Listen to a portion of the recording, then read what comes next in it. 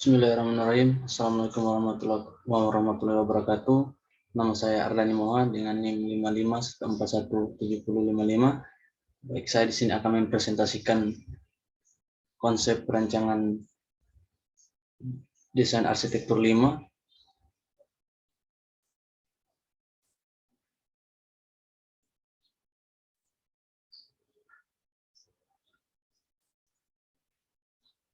Baik, di sini kita bisa melihat ini adalah konsep perancangan saya. Desain arsitektur 5, perancangan superblok dengan fasilitas mixed use building dengan fasilitas atau fungsi bangunan, trade center, kantor sewa, dan juga hotel. Untuk latar belakangnya, Gorontalo menjadi provinsi yang saat ini mengalami perkembangan bertambahnya penduduk dan kebutuhan yang melatar belakangi mengapa dibutuhkannya bangunan yang dapat menunjang seluruh kebutuhan dan aktivitas. Karena tidak menutup kemungkinan bahwa Gorontalo akan menjadi provinsi yang memiliki perkembangan laju penduduk yang pesat. Perkembangan ini akan menjadi masalah jika lahan-lahan di kota ataupun kabupaten menipis, sedangkan fasilitas penunjang seperti trade center dan kantor sewa sangat dibutuhkan ataupun kebutuhan akan tempat tinggal. Oleh karena itu, dengan adanya bangunan mixed use building dengan fungsi trade center, kantor sewa, dan hotel, diharapkan dapat menunjang segala aktivitas di masa yang akan datang. Kemudian, apa sih itu superblok? Superblok adalah konsep penataan ruang di perkotaan yang memaksimalkan fungsi lahan.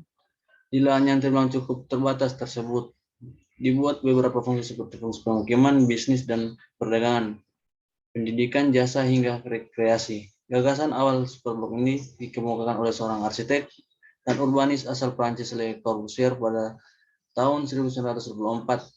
Konsep yang dituangkan dalam proyek Villa Redeus tersebut memang tidak pernah terrealisasi, tetapi lebih mengilhami pengembangan superblok di beberapa negara. Kemudian di sini ada beberapa penjelasan tentang fungsi-fungsi bangunan. Pertama itu tercenter yang merupakan pusat perdagangan dan jasa yang menyediakan fasilitas perdagangan.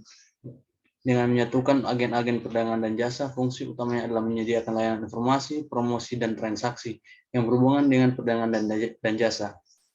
Kemudian ada kantor sewa. Kantor sewa adalah suatu bangunan yang mewadahi transaksi bisnis dan pelayanan secara profesional. Secara luas, kantor sewa merupakan suatu fasilitas perkantoran yang berkelompok dalam suatu bangunan sebagai respons terhadap pusatnya pertumbuhan ekonomi. Yang ketiga ada hotel. Hotel ada sebuah bangunan atau perusahaan yang akan menyediakan sebuah jasa, umumnya jasa yang ditawarkan oleh hotel berupa penginapan. Dan lanjut di konsep struktur. Jadi untuk konsep struktur yang saya pakai dalam bangunan ini adalah yang pertama ada penggunaan struktur rangka region frame dengan metode struktur yang sangat umum, yaitu penggunaan kolom dan balok yang dihubungkan dengan joints. Kemudian yang kedua dengan desain sambungan yang menggunakan beton bertulang supaya beban didistribusi secara vertikal merata. Kemudian yang ketiga, pada bangunan ini inti core sebagai elemen struktur utama dengan penggunaan material core beton, shear wall atau bearing wall. Kemudian untuk bagian fondasi, penggunaan tiang pancang pada mixed use building dengan tujuan menerima dan transfer beban vertikal dan horizontal sehingga bangunan lebih kokoh. Untuk bagian podiumnya, memaksimalkan stabilitas gedung dengan menggunakan struktur podium yang memiliki luasan yang lebih lebar dibandingkan bangunan yang di atasnya. Kemudian lanjut di sini ada penggunaan kolom utama sebagai penyangga beban utama dan kolom praktis sebagai pendukung. Jenis kolom yang digunakan yaitu beton bertulang. Yang terakhir ada plat lantai. Untuk struktur plat lantai itu sendiri menggunakan plat bandek yang terbuat dari galvanis sehingga meminimalisir lendutan pada plat lantai saat masih keadaan basah. Lanjut, sini ada konsep gubahan massa. Jadi tema perancangan saya di dalam perancangan mixed use building yaitu dengan menggunakan arsitektur modern yang berarti memiliki sifat yang berarti sifat modernisasi baik dari segi bentuk ataupun fungsinya. Yang selanjutnya, bentuk bangunan menyesuaikan dengan pola dan ukuran tapak. Selain itu, fungsi bangunan terdapat pada suatu kesatuan sehingga mempermudah akses dan meminimalisir pemakaian lahan. Kemudian ada bentuk lantai 1 sampai lantai 3 yang berfungsi sebagai trade center menjadi podium yang menyesuaikan dengan kondisi site. Lantai 4-6 berfungsi sebagai kantor sewa yang terletak di atas podium dan bentuknya menyesuaikan dengan podium. Kemudian lantai 7-20 yang fungsinya sebagai hotel yang bentuknya lebih kecil dari lantai podium dan lainnya. Sini ada konsep tapak, ada analisa klimatologi, orientasi site kepada arah orientasi site menghadap ke arah selatan dengan analisa materi sebagai berikut. Seperti yang kita lihat ya. Kemudian ada analisa angin berasal dari mana saja dan berhembus dari tekanan tinggi dan tekanan yang rendah, namun pada siang hari angin bertiup dari arah selatan menuju ke utara. Hal ini bisa dimanfaatkan sebagai penghawaan pada bangunan supaya lebih sejuk. Namun pada bangunan high rise, intensitas angin yang cukup tinggi bukan menjadi suatu potensi penggunaan struktur yang kokoh dan bentuk bangunan yang semakin tinggi, ukurannya semakin mengecil, sangat disarankan terhadap bangunan high rise. Lanjut. Konsep tapak untuk pola masa itu sendiri, konsep bangunan menggunakan pola masa tunggal, di mana lebih menggunakan tema bangunan high rise. Lanjut, untuk sehingga terciptanya pola masa terpusat di mana segala aktivitas berpusat di satu titik, yaitu bangunan high rise. Untuk entrance-nya itu sendiri ada beberapa jalur entrance yang khusus untuk kendaraan sehingga tidak terjadi perubahan proses sirkulasi masuk ataupun keluar. Seperti yang kita lihat di gambar ya. Kita lanjut. Di sini ada program ruang pelaku dan aktivitas. Di sini ada trade center, pedagang menjadi orang yang menggunakan fasilitas utama yang disediakan oleh pengelola. Pengunjung atau pembeli menjadi orang yang membutuhkan barang dan jasa terdapat di pasar. Porter menjadi orang yang membantu penjualan dalam mengangkat barang yang telah dikirimkan dari gudang. Pengelola menjadi pihak yang mengatur administrasi dan pengelola center. Petugas menjadi orang yang berperan dalam menciptakan keamanan dan kenyamanan pengguna. Untuk kantor sewa, penyewa menjadi orang yang menggunakan fasilitas sewa. Pengunjung pada kantor sewa menjadi orang yang mengunjungi kantor tersebut seperti tamu, relasi kerja, pemegang saham, atau dewan direksi. Pengelola menjadi pihak yang mengatur administrasi dan pengelolaan trade center. Petugas servis menjadi orang yang berperan dalam menciptakan keamanan dan kenyamanan pengguna. Untuk hotel, penyewa atau penghuni menjadi orang yang membutuhkan tempat tinggal dan menyewa apartemen. Pengunjung tamu menjadi orang yang berkunjung atau bertamu ke penyewa. Pengelola menjadi pihak yang mengatur. Petugas harus menjadi orang yang berperan dalam menciptakan kenyamanan. Sini kita ada program ruang, analisa ruang berdasarkan aktivitas.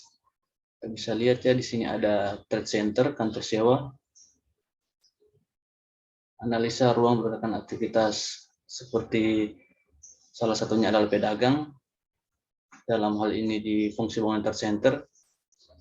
Untuk aktivitasnya ketika datang harus parkir di lahan parkir, masuk gedung melalui entrance, menjaga toko retail kios, transaksi di kasir, mengecek barang di gudang barang, makan di kantin atau food court, ekspresi di toilet atau WC, sholat di musola, pulang di parkiran.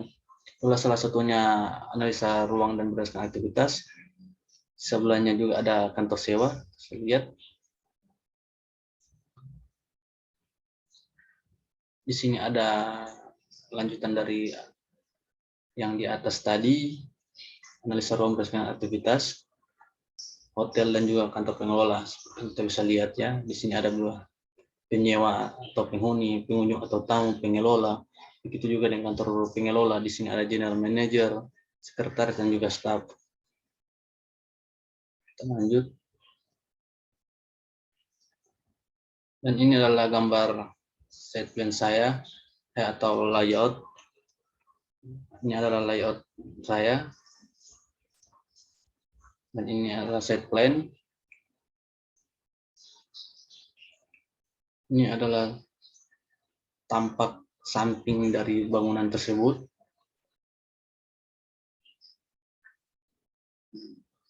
Kemudian ini, dan ini adalah tampak depan dari bangunan high rise dengan fungsi trade center, kantor sewa, dan juga hotel.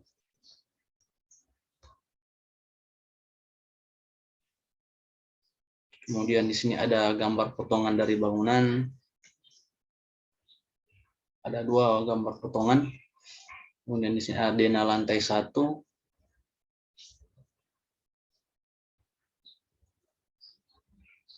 Kemudian di sini ada dena lantai 2 sampai 3.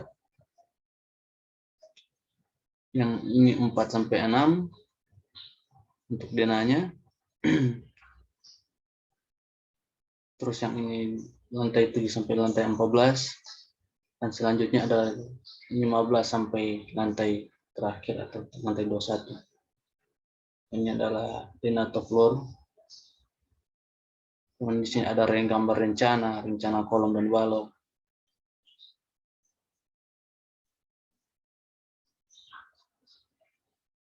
Jadi kolom dan balok. Jadi untuk kolom dan balok itu saya menggunakan untuk kolom itu 80 kali 80 untuk kolomnya itu sendiri. Dan ini adalah perspektif dari bangun high rise saya.